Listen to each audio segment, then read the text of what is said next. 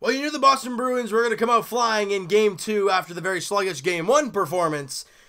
And we saw that exactly occur last night as the Boston Bruins beat the Toronto Maple Leafs 4-1 in Game 2 of the 7-game series.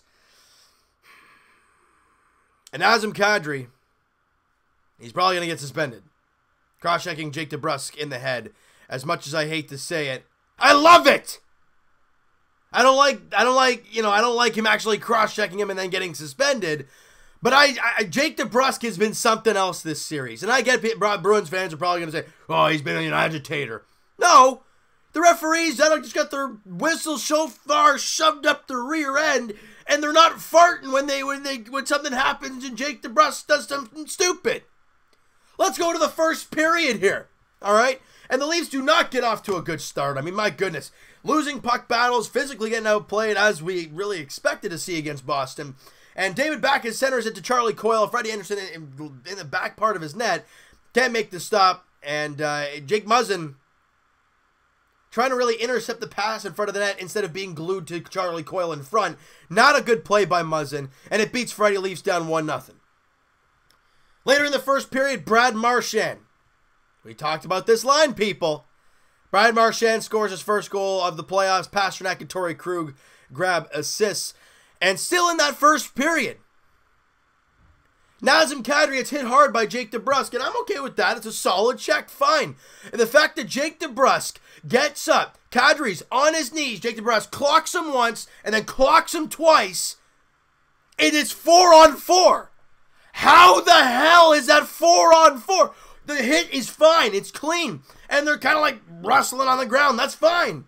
The fact that when Kadri tries to get up, DeBrusk knocks him in the face a couple times. How is Kadri... How is it a 4-on-4? It baffles me.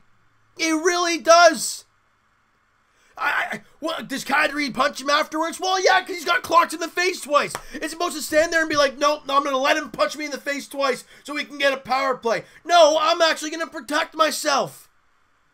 But because Kadri, doesn't just wait back and let him get clocked many times in the face, it's 4-on-4. That's ridiculous. It's absolutely absurd. But that really doesn't lead to anything, the 4-on-4, so whatever. We go into the second period. Leafs are down 2-0. They get outshot 14-7. They get nothing going physically, and it's just a complete debacle for the Leafs in the first period. They don't get anything going whatsoever. Second period, we needed to get a goal. Danton Heinen scores, and 10:39 into the second period, unassisted, his first goal of the playoffs, and it's a 3-0 Bruin lead. Meanwhile, in the second period, Brad Marchand gets a hooking called for him. I don't know what this is. This playoff hockey? You just let DeBrusk punch Kadri twice, and I don't know who it was, got a stick in Marchand's gut area, and you don't see the usual, like, whoa, when he gets tugged. There's really no animation for it. There's no movement for it. Just because the stick's there, and there's no movement and it's not impeding his play. Why is there a penalty there? It's playoff hockey. That's what we saw in the first period after Goddard didn't rock him, sock him. And there's no call there. It's a 4-on-4 because they're both doing something. And then that gets no call. And then Kadri comes out of the box. I think he took that penalty, actually. And then he goes for the puck and then the knee-on-knee for Jake DeBrusk. No call. Are you blind? I don't know what they're saying. Now, the Leafs were 0-for-3 in the power play, and they did play a terrible game, and the Bruins outplayed them all the heck throughout the entirety of the game. And I'm not saying that the referees won the game for the Bruins, because the Leafs just didn't play well, period. The only reason it wasn't 8-1 is Frederik Andersen. But I'm just saying how these blatantly obvious plays are getting missed in the playoffs, and the dinky little ones are the ones getting called. It baffles me. And anybody saying, well, Jake DeBrusk did not stick out his knee. I'm going to tweet out Evan on the podcast, all right? So he found a picture and he tweeted it out. I'm going to retweet it on my Twitter, the TO Sports Talk Twitter. The link is in the description. Go check it out. The picture is Jake DeBrusk's knee sticking out to Nazem Kadri. Oh, so not only does he get rock'em sock'em to get a 4-on-4 out of it, he gets a knee-on-knee against him and no call on the play. And then in the third period, he cross-checks Jake DeBrusk in the face. Ideally, that was probably not the smartest move by Kadri because, one, he's a repeat offender, and two, they're not really going to miss a cross-check to the face. I think he gets a 2-minute or whatnot, and then he's probably going to get suspended. I'm hearing up to 5 games, and I'm like, are you kidding me? Kucherov, a guy's on his knees, and he targets his head and skates. Basically, Kadri's hit last year. He gets 1 measly game. Kadri cross-checks.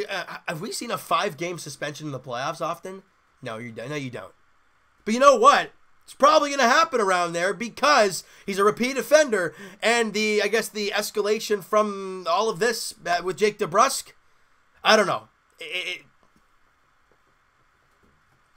Thank you, Freddie, for standing on your head and keeping it actually somewhat of a tight game through the first 2 periods because he had to make some stupid saves at some points in the game. Excuse me. The Leafs, like I said, didn't really get any offense going. They got outshot by 10, 41-31, but it felt a lot worse. Look, the Leafs, yeah, they get something going in the third period, and actually Kadri scores. Well, that's great. Hey! It's now a 3-1 game midway through. Dermott and Nylander grab assists, but then you take a penalty, and who is that? I think it might be Nazem Kadri. And then who scores in the power play? Patrice Bergeron. You don't put them on the power play, people. You keep out of the box. You contain that line. You're most likely going to win the game. And people are going to do the math and say, well, no, Danton Heinen and Charlie Coyle scored, so that's 2. The Leafs only scored 1, so it would have been a 2-1 game. If it was a 2-1 game, it probably would have, the Leafs probably would have played a little bit better than it being a 4-1 game. But in the end, the Leafs don't play a great game. Freddie's the only reason this game looked somewhat respectable. And now you're probably going to lose Nazem Kadri for at least a few games. At least a few games. Great. We talked about our upper hands earlier in the series, right? Or sorry, even before the series started. Well, we got John Tavares now. Jake Muzzin's better than pretty much every defenseman we had last year. Clearly not. He made a couple bonehead mistakes today, or in last night's game, and even in game 1, he was a little shaky as well. And we have Nazem Kadri playing and not being suspended. Well, maybe that's going to happen again. Well, it probably is going to happen again. So, I mean, we'll see how this all plays out. But game 3, all right, in the end, we got to take the big picture, people. We got to look at the big picture about all of this. We took a split in Boston. I mean, I don't know about you guys, but I wanted that. And a lot of people just want to get greedy and say, oh, I want a 2-0 lead. Right. But you got to split in the road. They don't have their home ice. Now you come back home to Scotiabank Arena on Monday night for game 3. That place better be booming, and this Leaf team better come out flying like the Bruins did in game 2. You clean their clock in game 1. They cleaned yours in game 2. Well, if the pattern suggests itself, the Leafs should clean their pallets in the third period, or in the third game. We're going to have to wait and see how this whole thing plays out. It was not a good game yesterday by the Leafs, but again, it's only one game, right? You lose the game, you could lose 9-1, you could lose 2-1, and you could be losing like the Winnipeg Jets by 1 goal in really tight situations, and they're down 2-0, while the Leafs are only down 1-1, and one game at a time, people. We got to split. That's okay. You come home tomorrow, 7 o'clock puck drop at Scotiabank Arena. It's game 3 of the 7-game series against the Boston Bruins. Freddie has to continue to play like the way he has been playing if the Leafs want any chance of winning this series. And it goes to the same with Tuukka Rask. If he plays like he did in the last game, ideally he had a lead early on, so he was very comfortable. And the Leafs really didn't get any quality chances going until really the third period where they had 15 shots. But really nothing going on for the Leafs in last night's game. And on Monday, they have to come up flying and test Rask early. And it would be nice to score the first goal, because in these first 2 games, the Leafs have given up the first goal both times. And we've talked about it before. The Leafs, I think, only lost 1 or 2 games this year when it comes to leading after 2 periods of play. So they hold a lead in the third period. The Leafs are dynamite. You look at game 1, they had a 3-1 lead. They won that game. What happened in the second game? You're down 3-0. You lost. I understand 3-0 is a big score, but I'm just trying to say, guys, you get the lead, you score the first goal, you score the first goal, and you have a lead going into the third period, the Leafs will be in the driver's seat. They have to find a way to start on time on Monday night. All right, so you know what, guys? That is going to do it for this one. You guys enjoyed this video, and you guys didn't really enjoy the game last night. Smack that like button to appreciate that. And the subscribe button if you guys have not already. Comment down below your thoughts on the game, your thoughts on how many games Kadri is going to get. I mean, I'm assuming pretty soon we're going to hear the actual number of how many games he will get. But I want to hear your guys' thoughts before that whole thing drops. What are your guys' thoughts? You guys think Kadri's going to get 5 games? You think he's going to get 3 games, 4 games, 2 games? Or is he not going to get suspended at all? Which I think would be shocking to all of us. Elvis? Shocked all of us. That's what I was going for. I want to hear your guys' thoughts on everything throughout this series. And your thoughts on tomorrow's kind of like a score prediction tomorrow. Game 3 against the Boston Bruins, 7 p.m. puck drop at Scotiabank Arena. All right, so Evan and I will talk to you guys podcast edition. It'll be sometime this week. Link is in the description for the podcast channel, guys, and for the podcast itself on iTunes. Twitter is also down below. Follow up, send me a DM, do all that great stuff. And I will talk to you guys Blue Jays edition a little bit later on today as they're taking on the Tampa Bay Rays in the finale of that 3-game set against the Rays.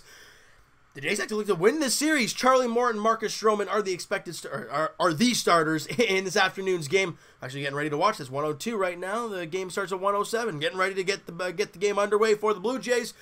And as for the Toronto Raptors, they play Game 2 of their 7-game series against the Orlando Magic on Tuesday night. The Raptors look to even up that series heading back to Orlando. That is a must-win game for the Raptors. Well, maybe not a must-win, but a very, very...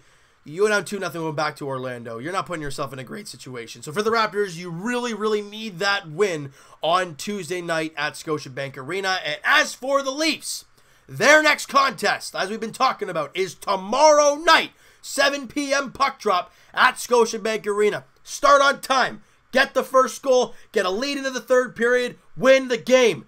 Bingo, bongo, bango. Let's make it happen tomorrow night. 7 o'clock puck drop, Scotiabank Arena. Game 3. Let's get a lead. Let's get us a lead in the series, 2-1. That would be great. Thank you guys so much for listening and watching. I hope you guys enjoyed this video. We'll talk to you guys then.